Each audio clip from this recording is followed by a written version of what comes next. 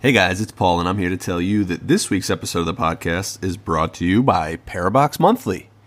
For just $19.95, you can go to paraboxmonthly.com and sign up for your first Parabox. Now, we've said it before, I'll say it again. The shirts that come in these Parabox boxes are amazing.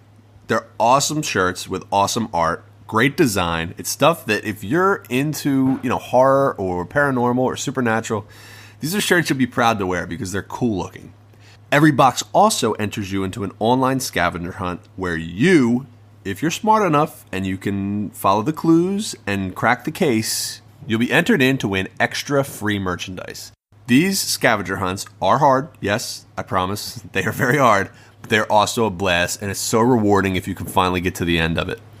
And there's a chance to win free stuff, and there is nothing better than free stuff. So make sure you head over to paraboxmonthly.com, or you can click the link if you go to goosepimple.podcast.com. It's the first link you'll see there. There's the ad for Parabox. Sign up for your first box. There's no contracts. You can cancel at any time. And if you use promo code GoosePimples at checkout, you can save 10% off your first Parabox. Now, on to the episode. I wanted to do this episode on Oak Island because I'm a huge fan of Oak Island. I've been obsessed with just the mystery and the lore behind Oak Island for years and years and years. And I thought with the fifth season of Curse of Oak Island airing on History Channel, this would be a perfect time to do the episode. So I want to apologize for last week's episode. I know that Mike sounded like he was recording into the microphone that Franklin Delano Roosevelt used to announce the Pearl Harbor bombings, but we got it sorted out. He's going to sound a lot better this week, I promise you. There's always some hiccups when you introduce new things into the podcast. But we got it squared away. This podcast is going to be better. Audio's better. Topic's great. I'm going to just stop rambling, and you guys enjoy the podcast. Bye.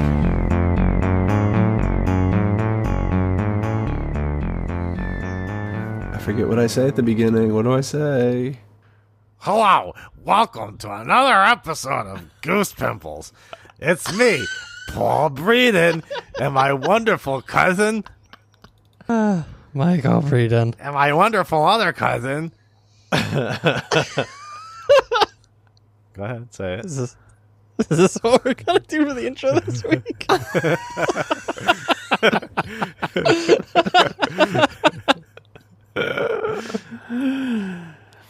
Welcome to Goose Pimples. This is a podcast where I, Paul Breeden, am joined by my brother, Michael Breeden, and my wonderful cousin, Eric Arterbridge, to delve into the creepy and skin-crawling stories that keep us all up at night. Eric, welcome to Good Burger, home of the Good Burger. Can I take your order? Yes. Okay. What do you want? Taco Bell. As usual. My favorite. So what's up, Do you guys remember the Good Burger movie? Yes. Yeah, I just referenced it. I saw it like 40 times at that movie theater that we used to go to. Oh, the real it was cheap like, one that nobody ever went to? Yeah, because we would get free tickets, and it was like the only movie they ever had. Where'd you get free tickets? It had Mortal Kombat, too. That's where we saw Mortal Kombat. We, like one of the neighbors up there, she worked there, so she would just let us come in and watch movies for free. What movie theater? Movies 10? No, it was in Maryland. Oh, say Good no old more. Maryland. Yeah. So what's going on, guys? How you feeling? Feeling pretty good. I'm dying. What? Yeah, Eric's been having issues. Oh yeah, his brain pain. His brain pains. Oh my god, that's terrible. Should we dive into that? You want to do an episode on migraines? Yes. On the goose pimply nature of migraines. They stink, and every time you say you have one, people say, maybe it's a tumor. And then you have to say, it's not a tumor. That's true. But you know what? I only started getting these migraines again after my grandmother gave me a crucifix and a rosary and holy water. So maybe it might be demons. I think you're the demon. That's the problem. Yeah, it's hurting you.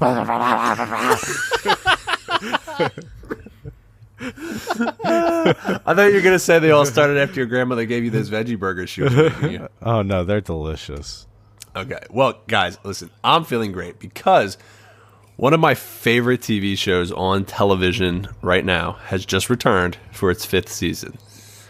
And I'm not going to give it away just quite yet, but it inspired me to do an episode on this. And this is a subject that I have been a fan of for a very long time. I've been interested in a very long time. And I am just delighted that the TV show that I'm going to, I'll give it away later, is back on Real TV. Monsters? No? Ancient Aliens.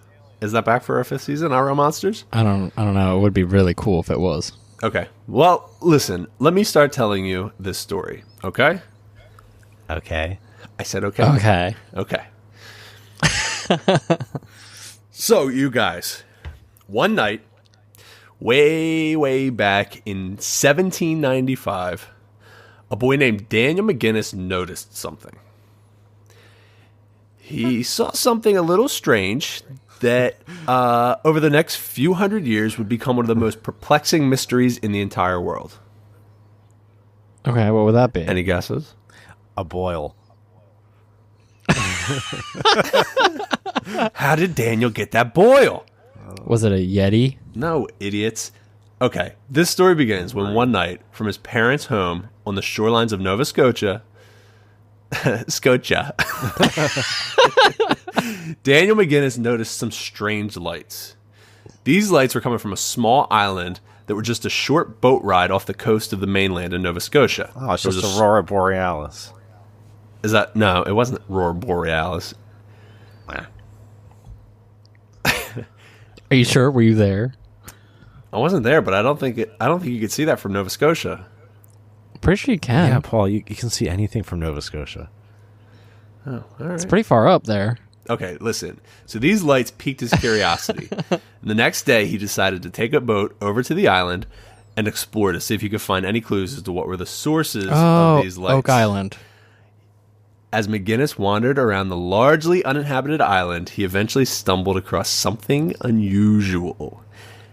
In an area where he believed he had seen the lights, there was a clearing of trees, and in this clearing was a large saucer-shaped depression in the ground. It was about 13 feet wide, and directly above the depression was an old tackle block. Do you guys know what that is? No. So tackle block is like, if you ever see like old pirate ships or like old ships from like the 1700s, 1800s, it's like the wooden block that they use for like the pulley systems for the sails.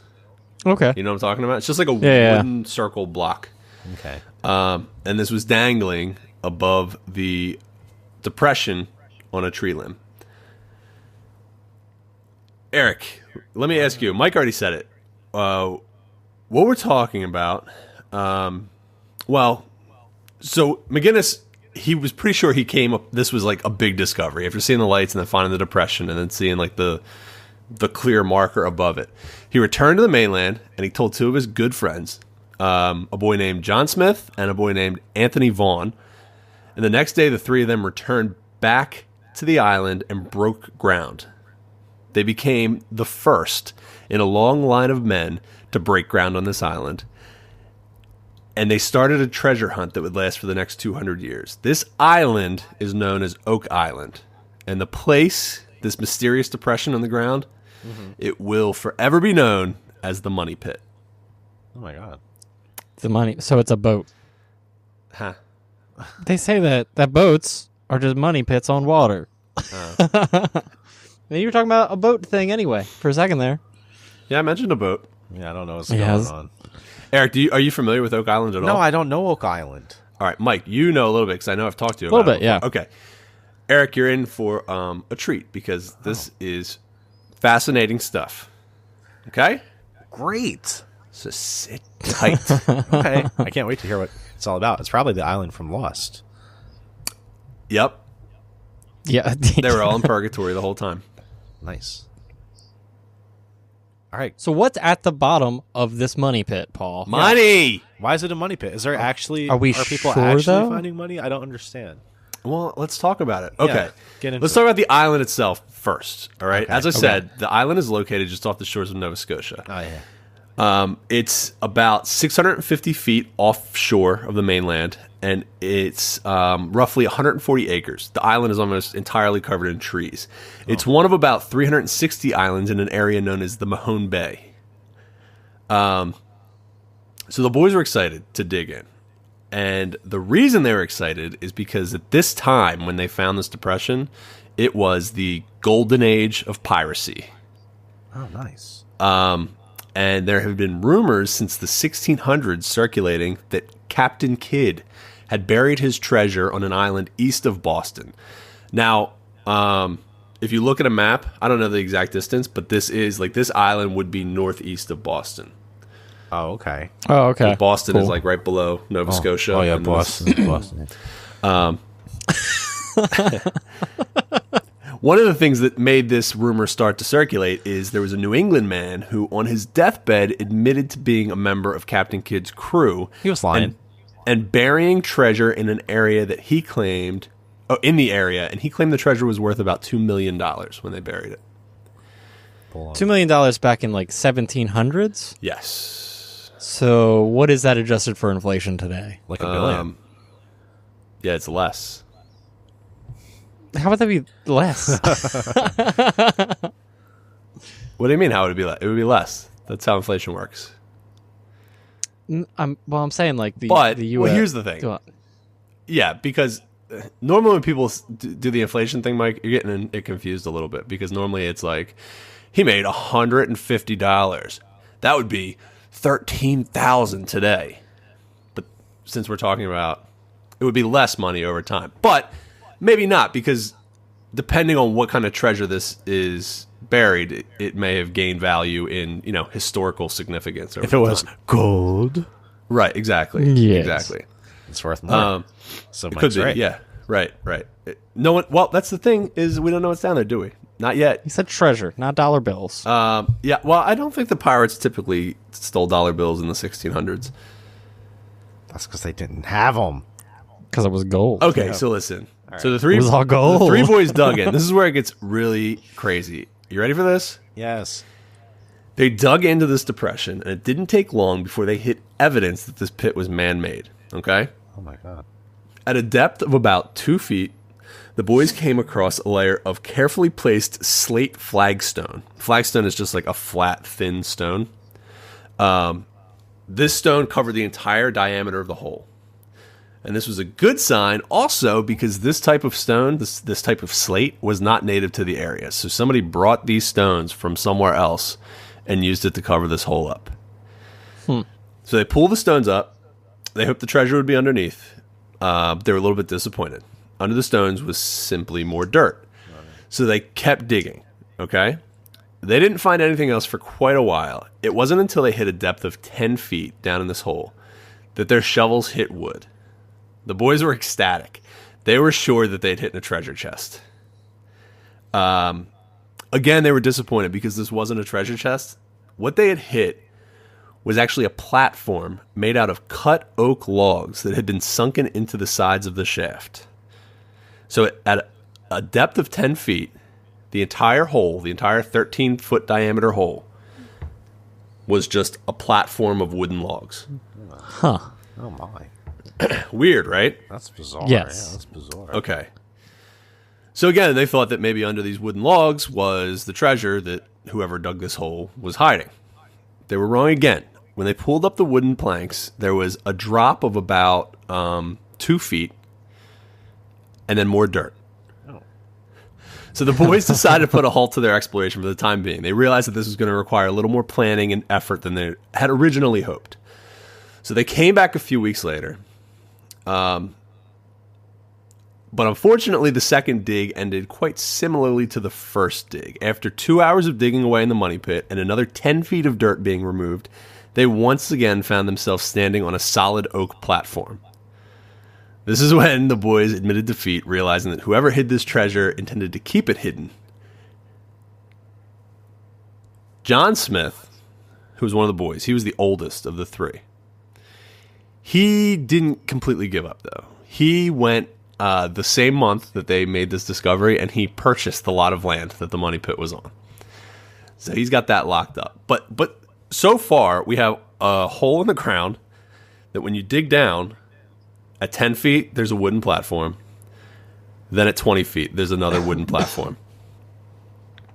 Okay, so nothing happened with the money pit for a couple years after he bought the land. It wasn't until 1803 that another man would join the hunt. A man named Simeon Linz, who was actually a relative of the Vaughn family. He was one of the first kids to dig in. Oh, Vince Vaughn? Yeah. Linz enlisted the help of Colonel Robert Archibald and Captain David Archibald and Sheriff Thomas Harris to join the cause. Together, the group of boys established what would be known as the Onslow Company. The Onslow Company was referred to as a professional venture with the sole purpose of recovering the Oak Island treasure. So the Onslow Company got to work, and after removing the backfill from the initial excavation, Linz picked up right where the other boys had left off. And at a depth of 30 feet, his crew hit another object that turned out to be a platform of oak timbers. What the hell is going on here? So it's like every couple feet they just hit another platform or stone or whatever. It's every almost 10 feet exactly. Is a platform. A wooden platform. Who put this here? This is crazy. So they continued on like this. A wooden platform almost every 10 feet. And it wasn't until they hit a depth of 60 feet that they would find something that truly baffled them. Along the top of the wooden timbers at 60 feet was coconut fibers and coconut shells. There ain't no coconuts up in that area. Yeah, this is very strange because, as you may know, coconuts are not commonly found in Canada. So this meant to the Onslow Company that whoever had put this hole here and these platforms here had come from somewhere in the Caribbean. The Pirates of the Caribbean. Oh, Jack Sparrow. It was also encouraging because rough coconut fibers were commonly used in these times by pirates to protect their valuables and treasures. Okay. So, excited by their discovery, the Onslow Company kept digging. Unfortunately, 30 feet and 2 more wooden platforms later, there was still no treasure. But at 90 feet, they found something. They found a large rectangular cut stone tablet with an inscription on it. The inscription was a series of bizarre shapes and symbols. The men hoisted it from the hole and set it aside for further examination. Now, we're going to get back to that tablet a little later, okay? But I do want to show you a picture of it. I have a picture of the tablet. I'm going to send it to you. Okay. Anyone listening, you can go to goosepimplespodcast.com. All the pictures that I showed of them will be on the website. I'll also be putting some up on the Instagram. So if you want to see these pictures, I'll make sure they're available to you. I sent it. Now, this is a replica of the tablet, but the symbols are the same. Like, this is the exact inscription that was on it. Okay, so it looked roughly like this size, or was this? Yeah, like, no, this is a replica. So this is believed to be the same, roughly the same size and proportions of the one that they found. Okay, so but the markings are this, exact. These markings are the exact same markings that are on the original tablet. Just for the podcast listeners, what we're looking at is a like giant slate rock with like a whole bunch of triangles with lines and dots around it and some arrows. A couple crosses. It's like no language, the clear language or anything like that. It looks like some kind of like alien language. It looks like the kind of writing you'd expect to find on a spaceship. Or like some sort of unique code. Or that. Like I said, we'll get back to this tablet a little later. Okay? Interesting, though. Very interesting. So the Onslow Company continued their excavation at a depth of 98 feet, where they came across yet another wooden platform. At this point, rather than dig up the entire platform, one of the workers simply jammed a crowbar. I guess it was getting late in the workday, and they were like, I mean, come on, another fucking platform. So he just jammed a crowbar between the logs to see if he could like move it around and hear any treasure or coins jingling around. Unfortunately, they couldn't feel any treasure below them. When they found only dirt, they decided to pack it up and call it a day. It is believed, though, that this decision to jam the crowbar between the logs may have proven disastrous, because it's believed that this crowbar set off one of the many traps that the money pit has become infamous for. Oh, no. Traps? When the crew returned to the work site later to continue their dig, they no longer had a pit. What? Where did it go? They had a well. Oh. The hole had filled with almost 60 feet of seawater. The men feverishly scooped bucket after bucket out of the money pit in an attempt to drain it, but soon noticed that no matter how much they scooped, the water never lowered. It just continued to fill back up. Wait, wasn't this hole like in the middle of the island somewhere? Yes. Where's the water coming from? Well, listen, this wasn't just rainwater that it was filling up with. This wasn't runoff. This trap was engineered to flood this hole if anyone digged too deep. This was a booby trap. Oh my god. Huh. So this kind of brought an end to the Onslow Company's situation. Okay? I will say, we'll talk about this a little more later. There was a group of people that eventually came to the island called the Truro Syndicate. They were treasure hunters as well, and they believe that. They discovered 5 drains that would become known as the box drains in an area of the island called Smith's Cove. These drains were discovered hidden under layers of sand and gravel, and they were covered in 2 inches of coconut fiber and then 6 inches of eelgrass. Eelgrass is like a real fibery grass. They believed that these were filter layers, and when they removed these filter layers, the stones inside the drains were completely sand and debris free. So the Truro Syndicate, as well as many other hunters, believe that these box drains are the end of the feeder tunnels that connect to the money pit. These tunnels are believed to flood the money pit if any unauthorized persons attempt to go digging for treasure. Huh. So the money pit, at this time, by all accounts, was ruined. The trap worked. The Onslow Company did not have the equipment or the technology at the time to deal with this kind of flooding. They did, however, have a plan. They decided they were going to avoid the money pit altogether. So what they decided to do was, instead of dig into the money pit, which has been flooded, right? They were going to dig parallel holes alongside the money pit. Okay. They thought that what they could do is get below the point of the flooding and then tunnel towards the money pit and come out in the treasure chamber that they assumed was buried below somewhere. Gotcha. The Onslow Company broke ground on its new tunnel just 14 feet southeast of the original money pit, and guess what happened? What happened? It failed almost immediately. Damn. At a depth of only 12 feet, their new tunnel began to flood with seawater. Out of money and out of hope, the Onslow Company threw in the towel. That is going to take us to 1845. Okay? And then what happened?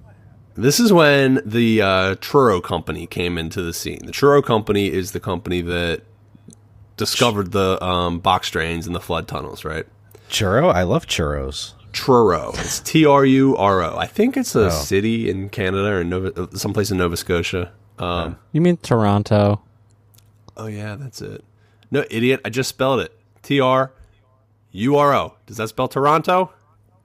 The ladies sell them in the subway. They have their carts, and while you're waiting for your train, you can buy churros. It's so good. Okay, so the Truro Company was it was founded by one of the original hunters of the money pit, Anthony Vaughan. He formed the company together with a group of men, including the brother of the Onslow Company founder, Simeon Lynn's brother. Got all that? Dr. David Barnes Linz. The Truro Company started digging in the money pit in 1849. They were able to remove water to a depth of 86 feet. These gains, however, did not last because the next day the workers were perplexed when they found that the surface water had again returned to 60 feet. But they were not deterred. They continued on. They were able to remove some water once again, and they decided that even if they couldn't dig with their hands, they were going to dig further into the pit. So what they did is they fashioned a wooden platform over the mouth of the pit, and through an opening in the floor of the structure, they plunged a hand-operated auger into the waters below. Do you guys know what an auger is? No. Yeah. It's just like a big drill. Oh, okay. Like a big spinny drill. Okay. So they hoped this contraption would give them some idea of what was buried at the 98-foot deep timber floor that had been reached before. So when the auger came in contact with... So at 98 feet, the auger came in contact with a layer of spruce that was approximately 6 inches deep. After this was the usual gap of 2 or 3 inches of air and then some more dirt, right? Wow. Well, below this dirt, the Turo company penetrated a series of materials consisting of 4 inches of oak, followed by 6 inches of spruce, and then they entered 7 feet of clay. When the operators withdrew their probe from the pit, they were given even more reason for excitement. Attached to the auger, the men of the Turo company found 3 small chain links of gold. Oh, nice. So they continued to drill down a few more times, usually coming up with nothing. But according to one member of the team, former company foreman James Pitbaldo did something very peculiar following the 4th drilling. As the auger brought materials to the surface, other crew members witnessed Pitbaldo wipe the dirt off of an object before discreetly slipping it into his pocket and then disappearing. Several accounts of the incident say that Pitbaldo left the island and relinquished all ties to Truro after this expedition. What? Shortly after this event, Pitbaldo put in a request with the provincial authorities for a license to conduct his own excavation of the money pit. He was denied, and it seems that he has disappeared and was never heard from again after that. Uh-oh. After continuously coming up empty-handed, the Truro company took a break from digging to see if they could find the cause for the flooding in the money pit. This is when they found those box drains that I told you about earlier. Despite their best efforts, they were unable to ever rid the pit of enough water and left empty-handed and disbanded the company. Oh. Okay, the next treasure hunting group was formed in 1861. And these guys called themselves the Oak Island Association. The group was allowed to work in the money pit under the condition that they'd give 1/3 of anything they found to the landowner at the time, a man by the name of Anthony Graves. The Oak Island Association's method was very similar to the Truro's idea of digging parallel tunnels, only their attempts were much more successful. Rather than only digging 12 feet before flooding, the association was able to make 2 separate tunnels, one to 118 feet and one to 120 feet with no flooding. They were able to clear the floodwaters from the original money pit to a depth of 88 feet as well. They decided that their best bet was going to be the parallel 118-foot tunnel. This tunnel was located 18 feet west of the money pit. They believed that at this depth, they would be able to tunnel east and access the treasure room. You want to guess what happened? Flooded. Yeah, flooded. They got 1 foot from the money pit where they believed the treasure room was, and the tunnel was flooded with seawater. Ha. Sensing that they were only 12 sweet inches from the money pit spoils, the company tried using pumping gin to remove water from the tunnel. They tried this for 3 days with absolutely no results. Every inch of water they pumped out instantly refilled into the tunnel. This is when they turned their attentions to the 120-foot shaft. This one was located 25 feet from the money pit. But once again, just inches from the money pit, the tunnel flooded with seawater. Somebody does not want them getting to it. No. Okay. This is where tragedy struck for the first time on Oak Island as well. An unknown member of the Oak Island Association would become the first to die in the hunt for the money pit's treasure. In 1861, the company would install a cast iron pump and steam engine to try to dispatch water from the money pit. Mm-hmm. As the men struggled to drain the water, one of the boilers exploded. The explosion would leave several men injured, and the operator would be fatally scalded. Oh, no. Oh. Yeah, the Oak Island Association continued for a few more years until finally giving up in 1866, when they relinquished their rights to search for treasure on the site. The pit was untouched until 1893. In 1893, a copper coin was found on Oak Island. The coin weighed 1.5 ounces, and it piqued the interest in the money pit once again. A man named Frederick Blair and his friend S.C. Fraser decided to incorporate the Oak Island Treasure Company in the state of Maine.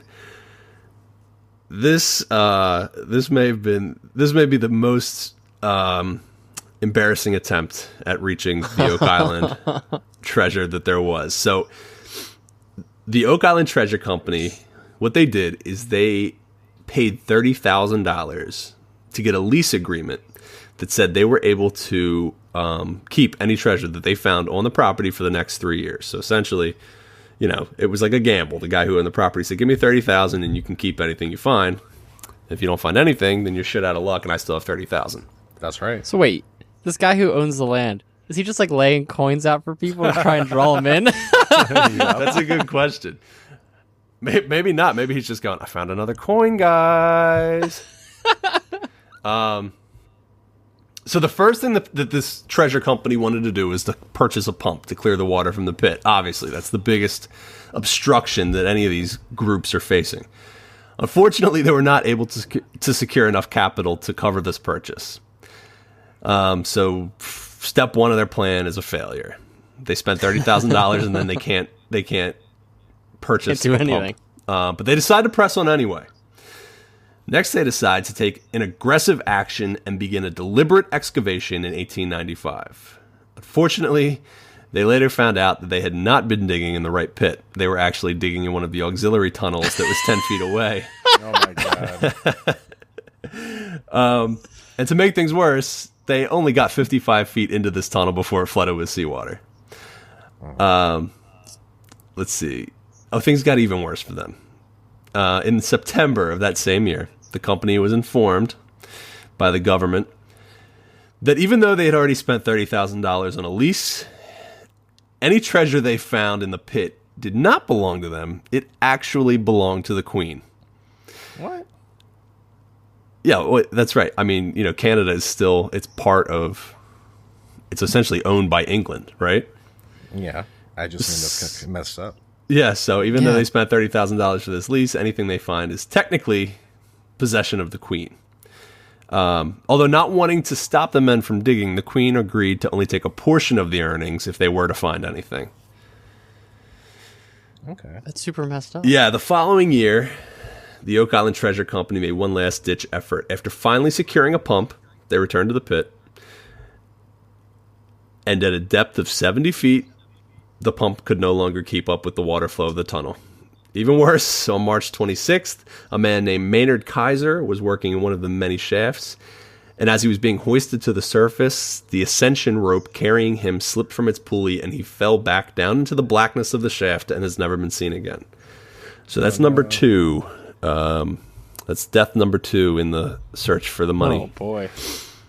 In June of 1897, the Oak Island Treasure Company, after some moderate success in draining the water from the money pit. Well, they drained a lot of money from They drained money their as well, bank accounts, yes.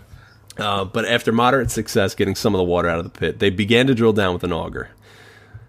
When the team reached a depth of 126 feet, they encountered a 5-inch layer of oak before hitting an impenetrable iron surface.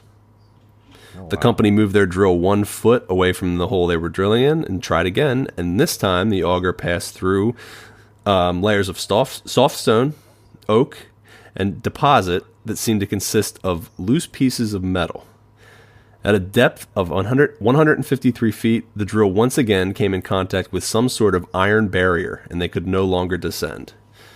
When the team pulled the drill back to the surface and began to examine it, the men found oak splinters, coconut fiber, and other debris.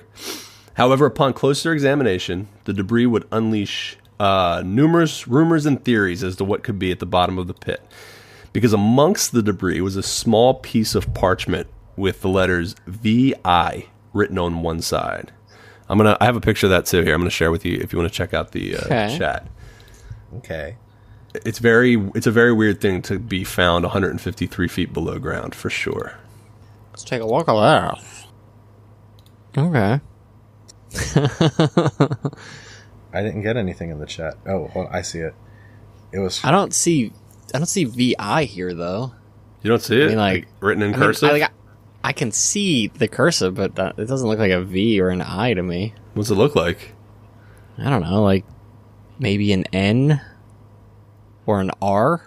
I mean, that doesn't really. I mean, still, There's a piece of parchment with writing, Yeah, I with some agree. sort of Yeah, letters 153 feet below ground in some sort of the metal letters- container. Yeah, the letters not super important, but the fact that there's parchment like 150 feet underground in this crazy tunnel. Yeah, it's crazy, right? Yes. Yeah, it's yes. weird as hell. I want to see what the rest of the parchment says. Keep going. Okay, well, that's all that they were able to find. That was pretty much it for the Oak Island Treasure Company. But I do want to talk about, before we go on, some of the theories as to who maybe put this treasure here and what could actually be there. Okay. You into that? Yeah. Okay, so, one theory is that it was put here by pirates. Like I said earlier, there's the Captain William Kidd theory. It was commonly believed that he had hidden his treasure somewhere in this area. Another theory was that this may have been the work of Sir Francis Bacon. Do you know who that is? Kevin Bacon's dad? No. Okay, so there is a debate in the theatrical world, I guess it would be, or the literary world. And it regards the possibility that Shakespeare's plays were not actually written by Shakespeare.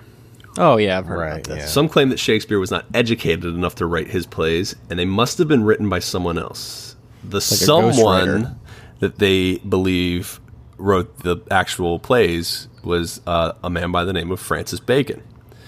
Since no original manuscripts of Shakespeare have ever been found, the theory goes that Bacon has buried them somewhere to be found in the future. This one I couldn't find. I mean, there are other ties, I guess, that give people reason to believe that Sir Francis Bacon has something to do. I don't know. I keep calling him Sir. I don't know if he's a Sir. I think he's just Francis Bacon. I may have just knighted him. You just made him fancy. Maybe, I don't know. But I couldn't find a whole lot behind it. But I think it also ties into this next theory. I mean, the possibility that these transcripts got there, it may have something to do with the Knights Templar. Now, the Knights Templar is this is the main. I mean, this is what a lot of people believe, that the Templar are behind this money pit. So the Templar have been linked to Oak Island primarily because historical records suggest that they both had motive and means to deposit treasure in the money pit. You guys familiar with the Knights Templar at all? I mean, I'm sure you know who they are, but yeah, like the background. Yeah, a little bit. So the Templar were basically a group of men who became sort of a religious military, and they aided the church in their efforts. They also protected people who were trying to make trips to Jerusalem to visit the Holy Land. Yes. On top of all of this, they kind of became the first bank. So kings and queens and rich people who had treasure that they wanted to keep safe, they would take these items to the Knights Templar, deposit it into their fortresses and temples, and then the Templar would give them almost like, other forms of currency that they could exchange that represented these treasures.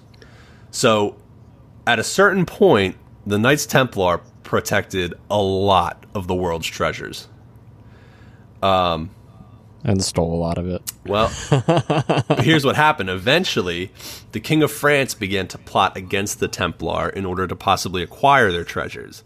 And he was able to persuade a pretty important person to join his cause. That person was the Pope at the time.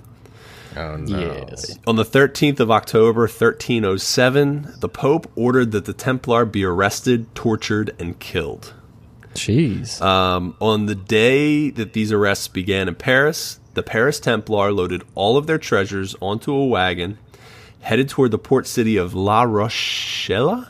Does that sound right? French city? La Rochelle? Sure. La Eric? Rochelle? I don't know. Well, that's what we're going with. Okay. All of their treasures were boarded onto Templar ships, and they set sail into the unknown. Now, it's commonly believed that these Templars headed to Scotland, where they founded the St. Clair family. The St. Clair family eventually became known as the Sinclair family, and the Sinclair family built the Roslin Chapel. It's believed that the Roslin Chapel was a temporary resting place for the Holy Grail. The riches. Oh, my God. And it's believed that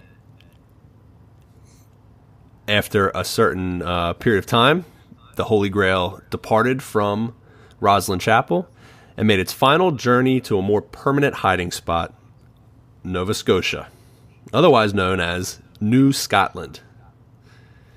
Well, yeah, but where did they get coconuts? I mean, who knows? I mean, Scotland to Nova Scotia, it's still just cold to cold town. Well, maybe they made stops in other places. Okay. They picked up a whole bunch of coconuts. Seems more like a pirate thing.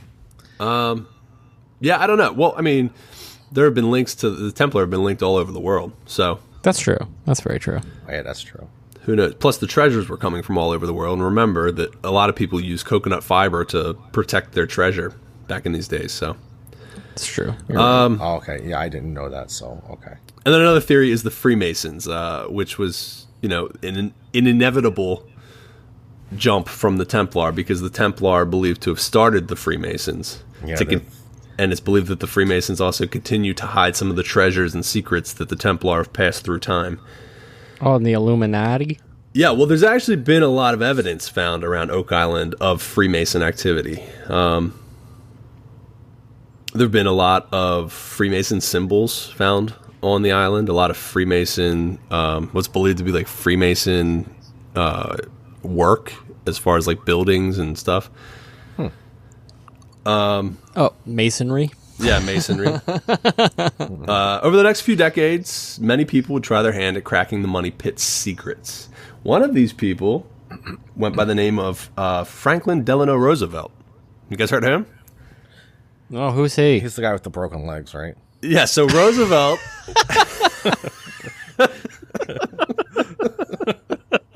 So Roosevelt was obsessed with Oak Island. In 1909, at the age of 27, FDR joined the ranks of the Old Gold Salvage and Wrecking Company. With them, he went to Oak Island, and they, tried their hand at finding the treasure. He would remain interested in the island up through his presidency. And in a letter to a friend during his run as president, he wrote that he planned to one day return to the island on Mahone Bay, but was inevitably prevented from doing so by the outbreak of the Second World War and then his health issues. And that takes us to 1965. 1965 is the next big development in the Oak Island history. Paul, what happened in 1965? Well, let's first get back to that stone tablet, right? Yeah, you said in 1960 they figured out what it said, in the right? 1960s, it's believed that it was cracked. The code was cracked, okay? A man by the name of James Leachy was able to crack the code. Leachy was a professor of languages at Dalhousie University. I probably said that wrong as well. And he was able to use one of the oldest decoding techniques in the books to solve the problem. He used a technique called the simple substitution method. Do you guys know what that is? No. Now, I remember learning the simple substitution method in school. You'll know it once I tell you. So essentially what the simple substitution method is each symbol is assigned to a single letter of the alphabet. And by applying this approach, Mr. Leachy was able to resolve that the tablet said, quote, 40 feet below, 2 million pounds are buried. And if you look at the tablet, if you look at the picture that I sent, you can actually use that method, and you can kind of see the second word would be feet, and the middle two letters are the same, the two dots. Mm-hmm. And then if you believe that word is feet, then the first letter would be an F, and the first letter of the first word, which is believed to be 40, is an F. So it kind of makes sense, right? I guess so. Yeah, I guess so. So that's what most people believe that the stone tablet said, and that's what most people believe that it meant. In 1965, the Restall family moved to Oak Island to try their hand at the Mystery Pit. Robert Restall had fallen in love with the idea of exploring Oak Island's money pit. He collected articles and information on the island, and then in 1959, in exchange for 50% of anything found, Restall was given full rights to operate in the pit.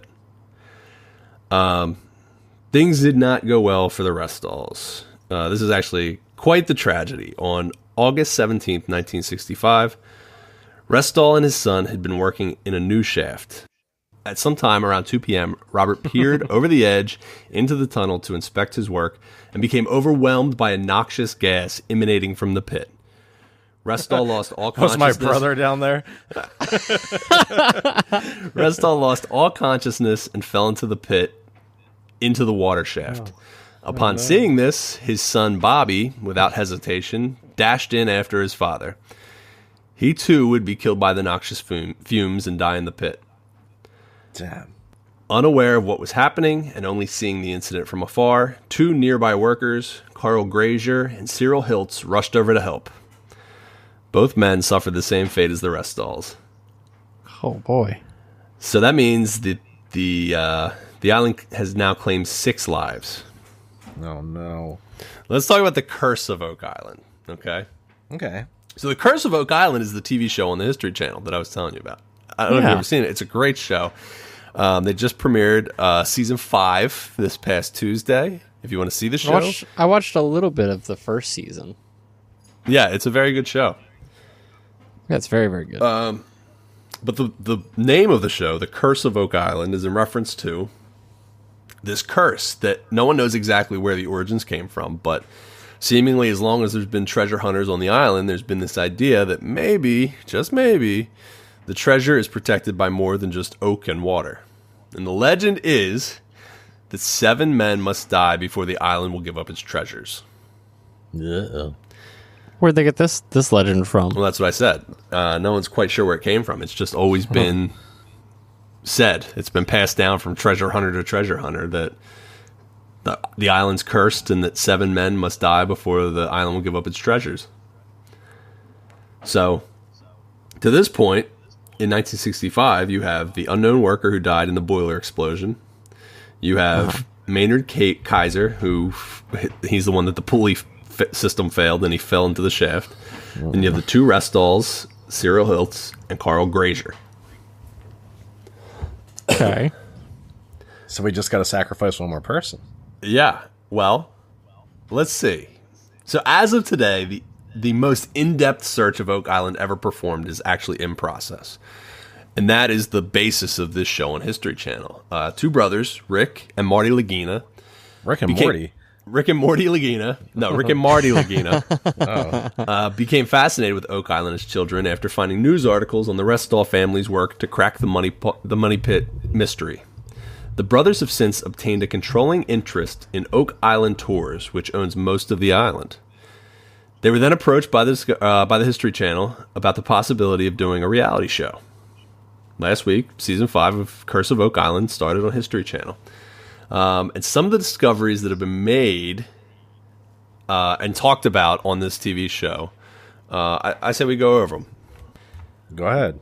One thing that was discovered by a man named Fred Nolan. Now, Fred Nolan was one of the longest-standing Oak Island treasure hunters. I think he actually lived on the island for a while.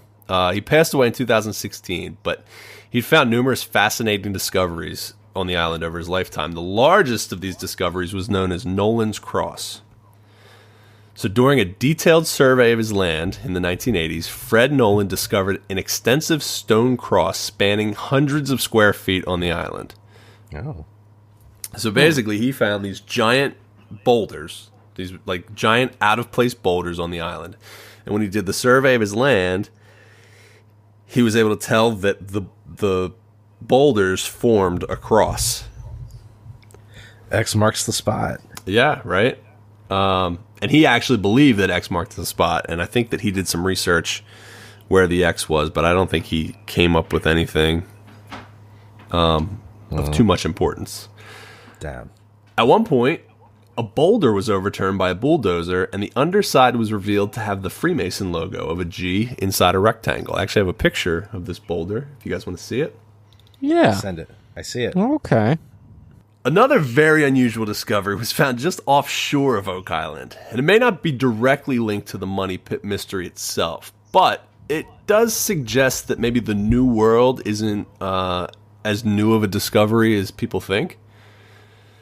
So, just off the coast of Oak Island, a group of people discovered a shipwreck. And the shipwreck is believed to have been a Roman ship.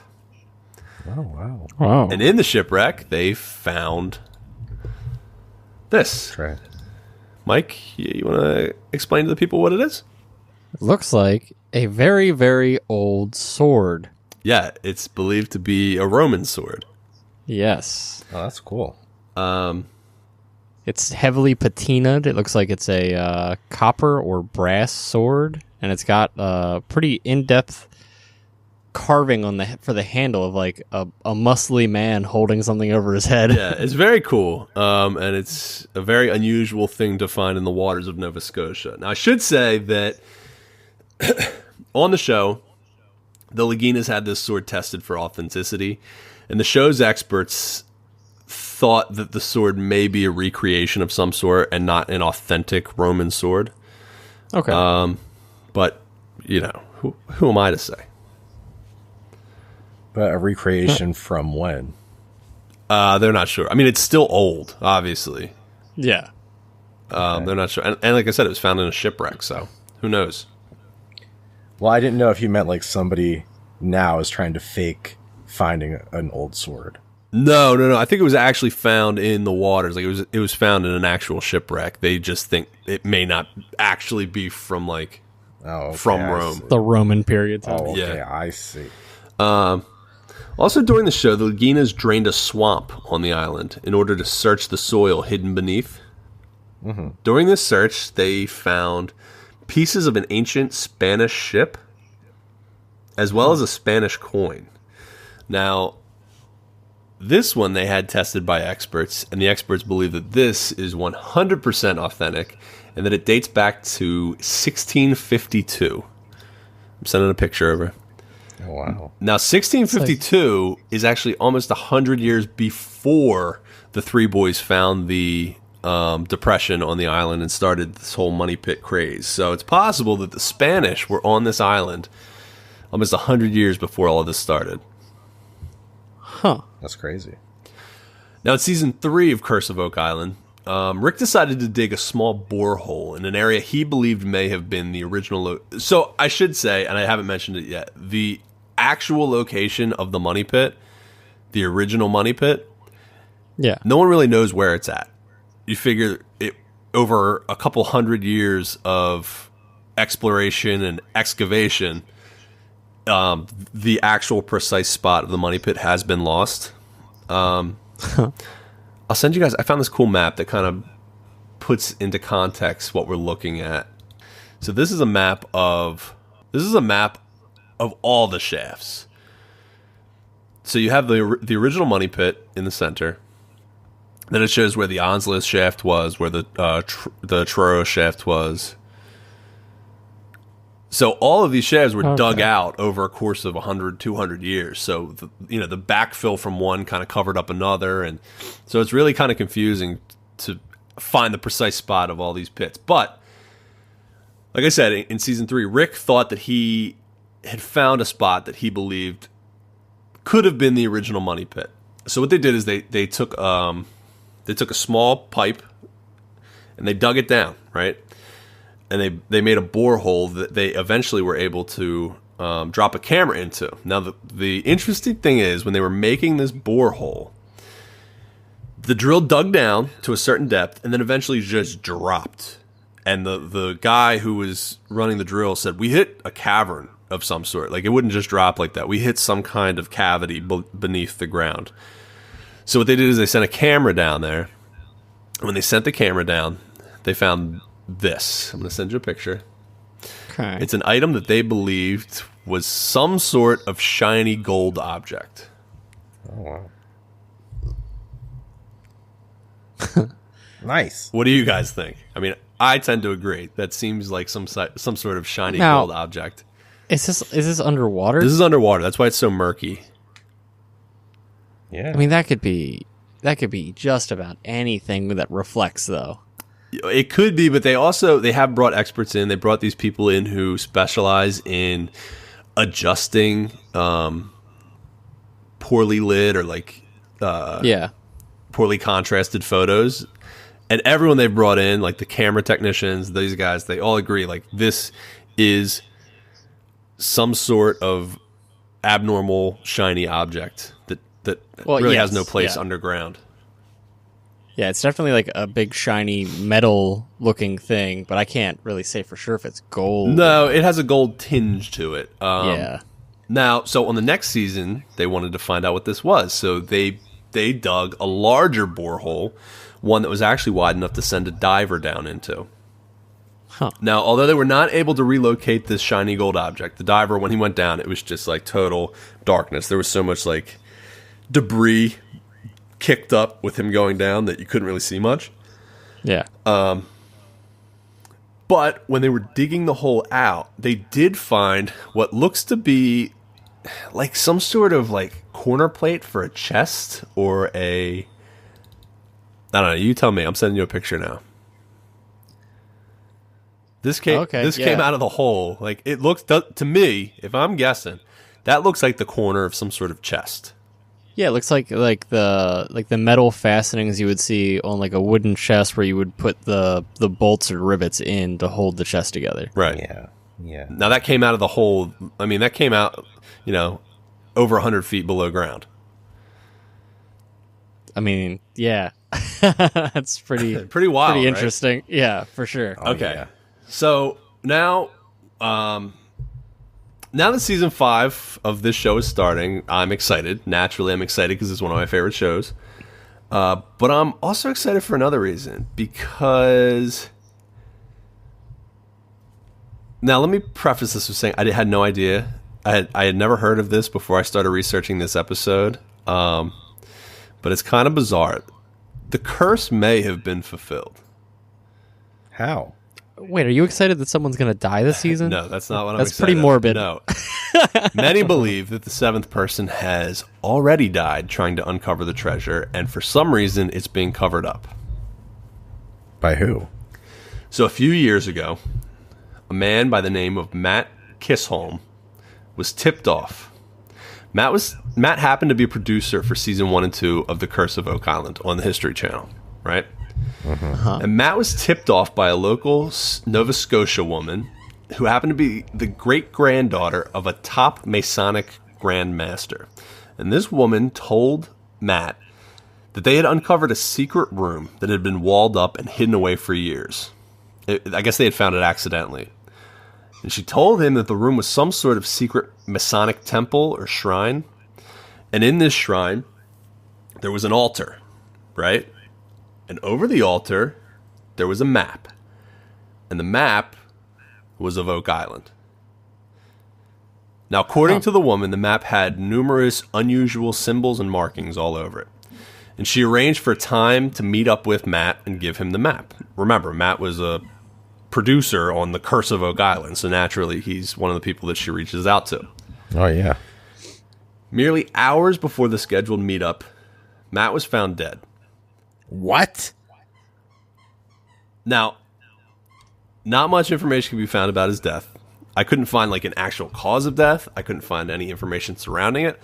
All I know is that he was a young guy, and out of nowhere, hours before he's supposed to meet up and get some kind of ancient Masonic map, they found him dead.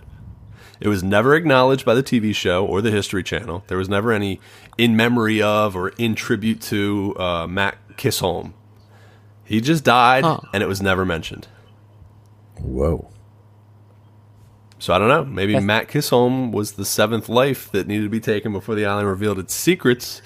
Or maybe this Masonic stuff goes deeper than people think. But Yeah, maybe he found something he wasn't supposed to find.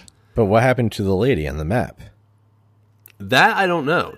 So the thing that I read, it gets kind of murky. I guess the person who wrote the article that I was reading had been in contact with Matt about this map, and this person also worked with the show. And I guess when he tried to press on and ask about what they were going to do, if they were going to, continue trying to get this map and find this map, I guess Marty and Rick got really dismissive about the whole thing and just wanted to kind of move on and talk about other things. So it's a weird situation, man. I don't know. I don't know what happened to her. I don't know what happened to the map. I don't know if maybe powers that be, maybe like you said, the Illuminati. Maybe they kind of had the History Channel back off of this whole thing. Yeah, I mean, because that doesn't seem like the History Channel at all. Because like when that guy died on Deadliest Catch, right? Yeah, exactly. Like they did like a whole bunch of episodes about him. I mean, yeah, he was like a main character on the show and whatnot, but still, like not even just like in loving memory of. Well, here's another thing though. Even if you remember on the Deadliest Catch, there was a ship that went down that had a film crew on it. They lost some of their film crew with a ship that had sank. And even that, they did like a little tribute to the guys that they had lost on that ship. So it's very unlike. But well, hold on. Also, that was Discovery Channel. This is History Channel. So aren't they connected though? I'm not sure. I don't know. I thought they were connected. I think A&E owns History Channel. If I'm not mistaken. But still, like it's still crazy. It seems like a weird thing to like not even mention that one of the producers who started the show, like he's dead, but we're not going to say anything. Yeah, but also either way, if some lady says that they found a room with an altar and a map, and you're doing a TV show about this island and this hidden treasure, isn't that like the number one thing you would want to? Right, you think you'd discuss? Press on, right? Yeah, exactly. Or she's a Medusa, and they knew better. Well, I mean, listen, guys, I have no idea. This is all that I was able to find in my research. Maybe you'll find more out on season 5 of Curse of Oak Island. By the way, we're not sponsored by Curse of Oak Island. This isn't like a plug. This is just a show that I really like. You're really plugging the show. Yeah. This is a show that I really like. This is a subject that I really like. And if you want to see more, I think it comes on Tuesdays at 9. Check your local listings. I should say History Channel isn't a sponsor yet. We're working. I'm trying to sink my hooks in here. Yeah, okay. I do want to give. I want to thank a couple sites where I got some of this research from. OakIslandMoneyPit.com is a great one. OakIslandTreasure.co.uk and MysteriesOfCanada.com. They were instrumental in getting some of this information together. Very cool. Thank you. Yeah, man, cool stuff. Cool stuff. Hopefully, we'll get to one day find out what's going on at Oak Island and the Money Pit. Yeah, it seems so freaky. It seems wild to me that like they can't just bring in like a bunch of heavy machinery and just strip mine that place. Well, that's what they. Like, I mean, that's get what it they've been done doing. And over with. That's what they've been doing. But it's like they hit snag after snag. Like things keep holding them up. I think their plan for this season. That they talked about in the first episode. Like I said, they've done that one big borehole that they dug. They've done 3 of those where they can actually like send divers down. Yeah. But what they're going to do this time is in the area that they believe the original money pit used to be, they're gonna just dig 40 of the small boreholes and see if they get any hits. And if they find any hits, they'll make a bigger one there. So I think that's a pretty good plan. I'm interested to see how it turns out. Yeah. Maybe we'll check back and do more. That'd be interesting if anything cool breaks. More on the money pit. Speaking of cool stuff, there's also updates on the Dear David Adam Ellis saga. Have you guys seen it? Mike was pretty dismissive of it, but they are creepy pictures. They are creepy, but it does not look real. Come on, Eric. Whose side are you on? I'm on the side of the truth, Paul. Okay. Yeah, I was super excited when you guys told that story, and it sounded very cool, the whole Dear David thing. But then he posted like a photo of this thing. It looks like just like an old baby doll that he melted half the head. It looks like Chucky. I believe. I think it's real. I think it's a real demon. He is a writer. I think it's a demon baby. He is a fiction writer. He's a comic book artist, Michael. Well, he also does some stuff there. I read online that somebody was speculating that this is like a promotion for a book he has coming out. That's what I thought. Yeah, too. Well, we'll see where it goes. It's still interesting. It piqued the interest of the world. So, well, you know what? I don't like being tricked. You don't like being piqued. I've piqued you a lot, and every time. Well, what about I you, like Eric? when you pique me. You kept having those like crazy weird nightmares, right? Yeah. Now he has migraines. Now I have migraines. No. Yeah, I just had those 2 occurrences. Nothing since then, thank God. I don't want any demons in my bedroom. But yeah, that's all that's happened so far. Right, okay. Keep us posted there. Okay. Okay, guys, if the Oak Island Money Pit gives you goose pimples, do us a favor and tell a friend about our podcast. Please. Okay. Yeah, tell them all. Tell them all. Tell everybody you know. Also, if you would like to share anything with us, your stories, your love for our podcast, your love for other people's podcasts, or just anything you want to tell us, you can tell us at goosepimplespodcast@gmail.com. Go to the Facebook. Go to Facebook and tell us. Yeah, you can chat with us on Facebook. We'll get back to you. We'll comment back. That's it for me, guys. That's it for me, guys. That's all I got. Okay. Bye-bye. Bye. Hey, wait. Bye. Nope. Oh. Nope. Oh. No buys. No bye-bye. Paraboxmonthly.com. Make sure you go to paraboxmonthly.com and use promo code GoosePimples at checkout to get 10% off your first box. I'm telling you, these shirts are dope.